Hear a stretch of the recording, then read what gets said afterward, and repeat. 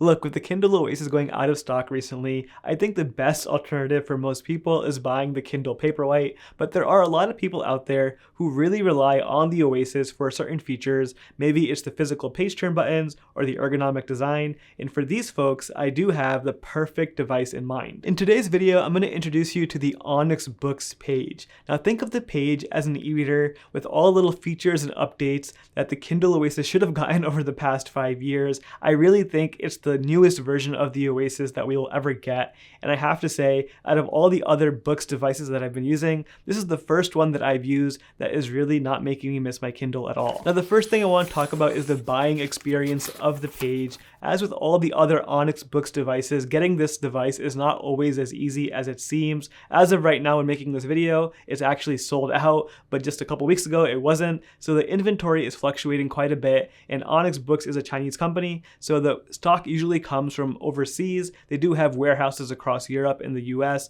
but again, inventory is always different depending when you're looking. When you compare that to a Kindle on Amazon Prime, obviously it's no comparison whatsoever. Now Onyx does have an Amazon store where they do sell some of their e-readers, but as of right now, the page is not available on Amazon. Now in terms of price, the page does cost $249 US, which is the same exact price I paid for my Kindle Oasis back in 2020. The one bonus of the page is that it does come with a free case bundled into the package. I'm not too sure how long that'll be there for, but with my delivery, the case came free included. One other perk when buying the page is the fact that it only comes in one configuration. When you buy a Kindle these days, there are so many options to choose from. You have to choose your storage capacity, your color, your lock screen ads or no ads. All these things do add up quite a bit, but with the page, it only comes in one color, it only comes in one storage capacity, which is 32 gigabytes, but you do also have the option to expand the storage through micro SD. Now I've talked about this at length in my previous videos, but storage capacity is basically a non-issue for e-readers because books do not take up much storage at all. So even though it's nice that they have so much storage flexibility on this Onyx Books page, you probably won't be using it at all. Next up, I want to talk to you about the design of the page. Now before I do that, I have to do one big disclaimer, is that all the stuff that we're talking about here when it comes to specs and features really doesn't matter. Whether it's the Oasis that you're using or even a physical paperback book, what matters is reading books and having a daily reading habit. Something that has really helped me continue reading every single day is having some accountability and being part of a book club. If you want to read a nonfiction book with me and over 1,000 other bookworms from around the world every single month, I want to encourage you to join the book club. It's completely free and a very wholesome experience. I'll leave a link down below with all the details. Now, when you compare the design of the page to the Kindle Oasis, I have to say it's definitely not as premium as the Oasis, but it does come pretty darn close. The Kindle Oasis uses an all-metal design, which makes it much more premium than most e-readers on the market. Having that metal design is just a great way of having a high quality device in your hand.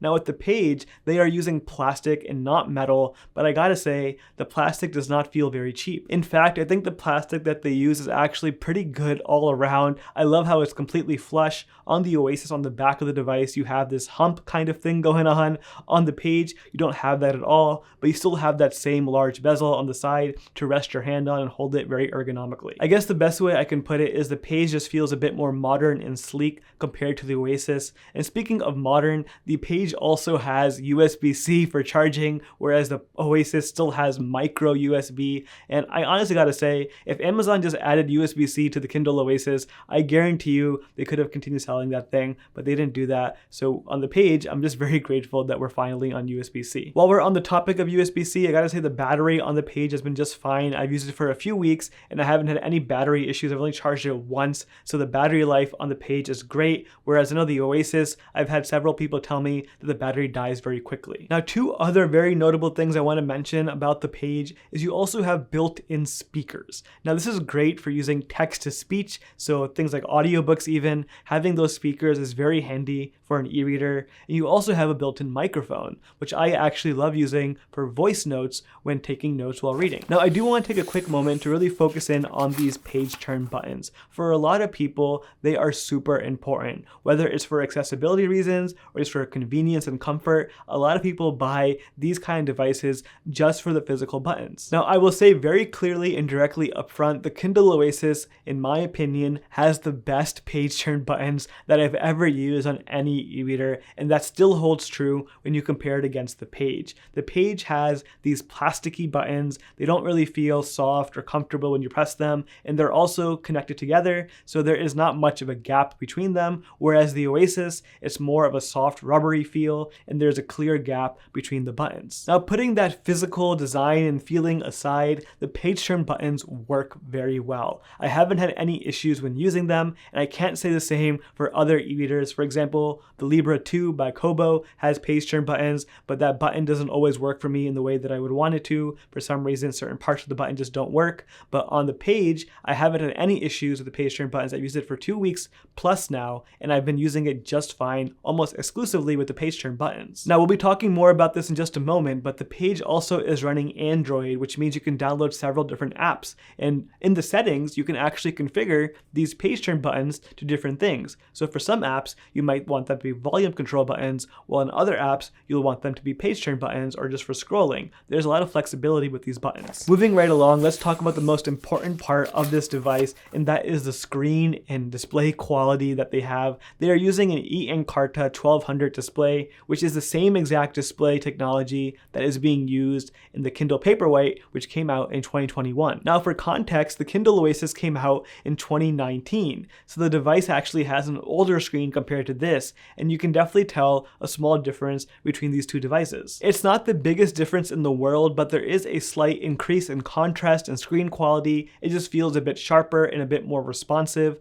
The Kindle Oasis looks great. I have no issues with it whatsoever, but I do think having that newer technology in the screen does make a small improvement. Now, both the Page and the Oasis have a 7-inch screen, which is a great size and comfortable size for reading, and they both are actually very responsive. The Oasis for a long time was my favorite Kindle simply because it was so quick and snappy. Now, the Page is just as snappy and quick. It works really well when going different menus, settings, and all of that fun stuff. For me, a good test to see how responsive an e-reader is to try highlighting some text while reading a book.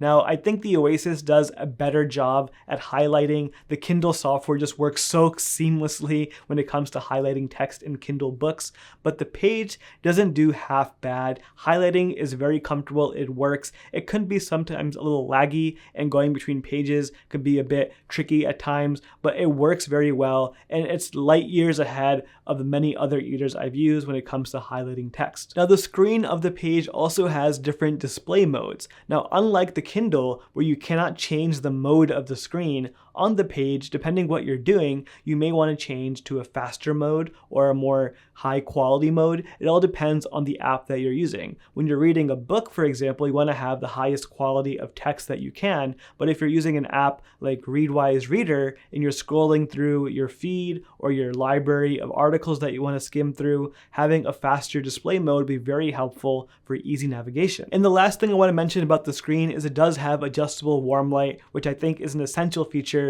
for an e-reader. It really does make a big difference when reading at night or even during the daytime. Having that hint of warm light just makes the Page feel so much more realistic. Now, the biggest difference between the Page and the Kindle Oasis is the fact that the Page is not running the native Kindle software that you're used to on the Kindle ecosystem. On the Page, you're actually running Android, which allows you to download any app you want from the Play Store. Now, this has some perks and some downsides as well. The biggest perk is you can download as many reading apps as you want. So to read Kindle books on the Page, you just download the Kindle app and you'll use the same app that you would on your phone, basically. It does work really well. It's not the same experience as the Kindle itself, but it works and looks exactly the same. For me, I've also downloaded other apps such as Readwise Reader, which I think is the best reading app out there right now for reading articles or your newsletters or your RSS feeds or even saving YouTube videos and transcripts. It's such a great app for all things reading. Now, the only downside to having Android on an e-reader is the ability to download distracting apps. I'm a big believer on using e-readers just for reading and nothing else, but if you get distracted, you do have that app store in the software there where you can download social media and other things, your email, for example. And even though you can do these things, I try my best to only download reading apps on my e-readers. Now, if you've only ever used the Kindle or Kindle reading app on your phone for reading books, I definitely want to encourage you to try other reading apps such as the Reader app. The Readwise team was the one that bought me this books page over here for testing, and I gotta say, using the Reader app on this device has been such a wonderful experience. Now, I do plan on making a video down the road that puts all these books devices head to head to see which one is best for the Reader app in particular. And I gotta say, so far, I think the Page is the front runner. I've had an absolute blast using the Kindle app as well as the Reader app on this device. Now, if you don't know much about the Readwise Reader app, I want to recommend my video that talks about all my favorite features and why you should try it out. Link for that video on the screen right now. Thank you so much for watching. I'll see you next time.